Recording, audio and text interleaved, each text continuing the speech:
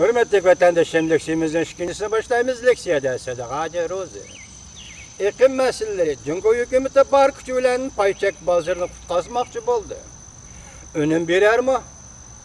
Mavzulu haber 7. ayının 6. günü Amerika ovozinin Xitay til programmasida e'lon qilindi.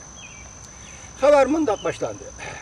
Cumhur hükümeti haftanın ahırda 12 yol boyunca bazarını qutuldirish altın lavhasini ko'tarib chiqdi.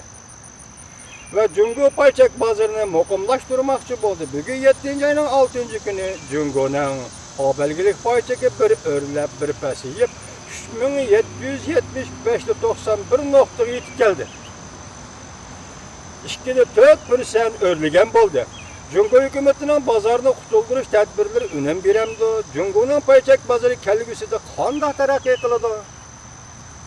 Tarixshunos obzorchi Janlipan Efendi Amerika ovozning muxbiriga mundaq ko'rsatdi. Hükümetning bazarını qutuldirish tadbirleri önem bermedi. Gerçi Şanxayda payının bahası 2-4% örlügen bo'lsa, lekin Shingen shahrida tushib ketdi. Qo'ldan ketganini qaytarib ola olamdi. Bu bir o'zgarish ichidagi ehtimollikdir. O mundaq dedi. Hozir Cumhur'un paychiklari hukumatning bazarni qutuldirishiga ishonchini yo'qotdi. Janlipan mundaq ko'rsatdi. Navbat paychak bozori masalasi bu kishilarning ko'ngli masalasidir. Hükümet umumning ishonchini yo'qotdi. Ba'zilar dediki bugungi paychak bozorining ahvoli Cumhur'ning kelgusiga başlanğan umumi xalq bilan taşıyan referendum bo'lib qoldi dedi. Amerika aynak guruhining boshlig'i Xepin Amerika ovoziga mundaq ko'rsatdi. Cumhur paychak bozorida davolg'ish amaliyoti mo'ljallangan maqsadga yetdi. Bu deganlik davlat egiligidagi shirkatlar va bankalar pul tepib oldi.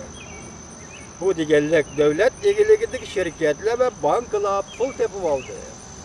Fuqarolarning qon tarbiyali kelgan pulni nihoyatda muvaffaqiyatli holda fuqarolarning qo'lidan yulib oldi.